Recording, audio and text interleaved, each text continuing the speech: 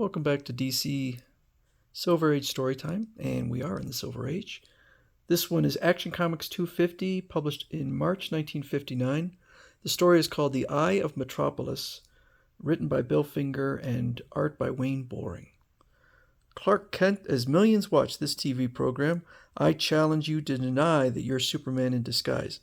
Doesn't this Army newsreel show you in action? If I don't tell the truth, the lie detector will reveal it. What can I do? So, a reporter or a newsman wants to interview Clark Kent. He says, Clark, it seems that because you've been voted Reporter of the Year, you've become a celebrity, so I've a special assignment for you. I've arranged for you to appear as a guest on The Eye of Metropolis. John Bates' TV show, that famous interviews famous personalities, but so he's a little worried that he might ask some questions that reveal that he's Superman.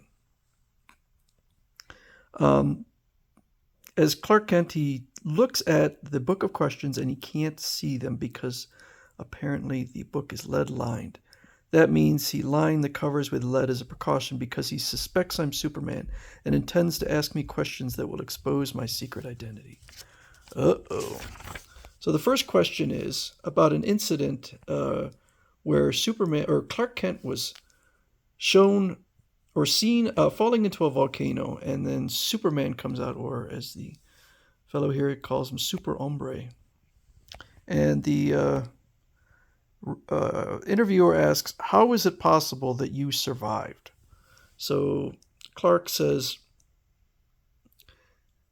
I could give you several, but here's one. It could have happened that the guide saw Superman flying towards the volcano after Superman had rescued me. It could have happened that Superman's telescopic vision had first spotted him from a distance. Now, the reason he's answering it so weird and coy is because one thing about Superman, at least from this era, is he never lies. So he's giving these scenarios without saying, this is actually what happened. And the reporter doesn't really follow up. He says, okay, I'll accept that. But if Superman was going at such super speed, he couldn't have stopped in time. Both of you must have plunged into the molten lava. So how come you weren't even singed? And then Clark comes up with another scenario whereby he doesn't even get singed. And so the interviewer just decides to move on. So he discusses another incident where an escaped convict shoots a gun at Clark, where he was doing a report on a movie lot, and he was uninjured. And shows a video or a movie reel of Superman being shot also. So he determines that Clark must be Superman because he was not harmed by the bullet. But then they go to a news break, so Clark has 5 minutes to figure out his strategy. When they return, he takes the gun, fires at himself, and the reporter says, Kent, no. Only a Superman could have fired that gun at himself and not even get scratched. You've proved my case for me. Have I? I suggest you empty this gun and examine the cartridges. Why, they're blanks. I don't understand. So because it's from a movie lot, so it makes sense. Now, actually what happened was, what Bates doesn't know is that during this commercial break, I sped to the TV studio property room, and I guess he replaced the real cartridges with blank cartridges. Which, I mean, I don't know. So Superman doesn't lie, but he's very deceptive there. He's tricking this guy. So is it really any different? So he goes on to another story where Clark Kent was doing a report at Rock Island Prison, and some of the prisoners have taken a hostage, and Superman doesn't want to melt their guns with his X-ray vision because he's afraid it might cause the gas main to explode.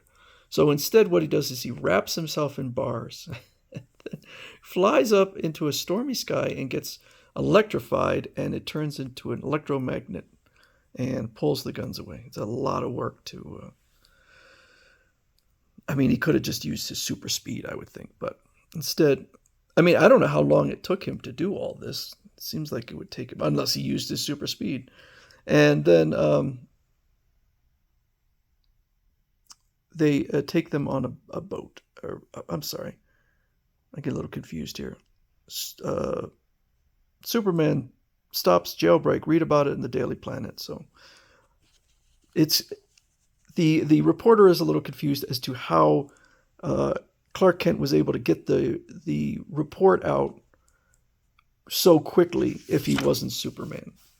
And so it turns out that it was kind of a complex thing where he had arranged ahead of time with Perry White.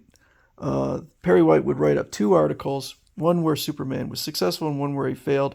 And then he would be able to signal Perry White as to the results. If he blocked out the light, then that would mean he managed to capture the criminals. So the reporter says, so that's how it was done. But only the warden has the key to the beacon tower. How did you manage to get up there?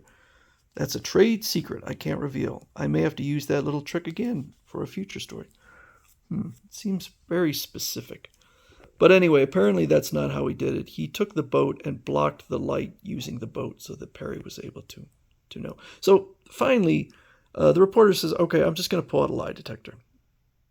So the first thing he does, okay, so there's the lie detector analyzer. And the question is, Clark Kent, do you have superpowers? And Clark says, no, I do not have superpowers. What's this? Has Clark Kent forsaken his code of honor and deliberately told a lie? Well, no. What he did was apparently he keeps well, I don't know if he always has it, probably not, but a wristwatch containing with a lead-lined container and a little bit of kryptonite. And he opened it up during the question and took away his superpowers for the duration of that question. So the interviewer suspects that Clark, as Superman, was able to somehow manipulate the machine using one of his superpowers, whether it was super breath or X-ray. So they put lead over his eyes and his mouth and asked the question, Clark Kent, are you Superman? And since he can't answer because his mouth is covered, he shakes his head no. But the needle doesn't jump. Now, I would think if you're Superman, you would probably have super control over your body and be able to lie without causing the detector to go off. But apparently not.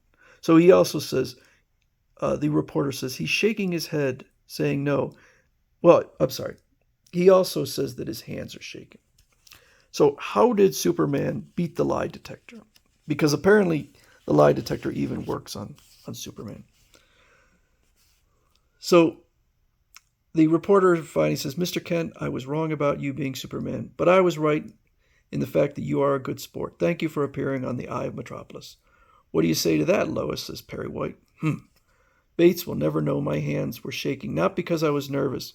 I was shaking my hands so that I could whip a super cold breeze right at the lie detector.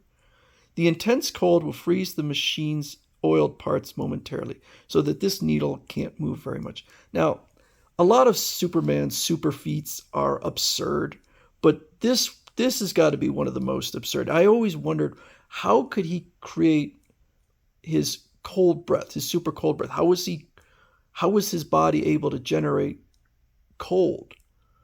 But this is even dumber because he's able to somehow produce cold air directed at the machine to freeze it for a moment using his hands. Where's the cold air coming from?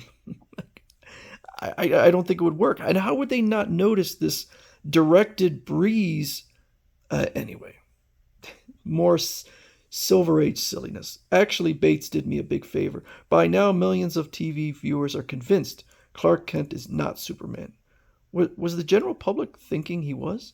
So my secret identity won't be questioned for a long, long time. Good for you. All right, so that's Action Comics 250, The Eye of Metropolis.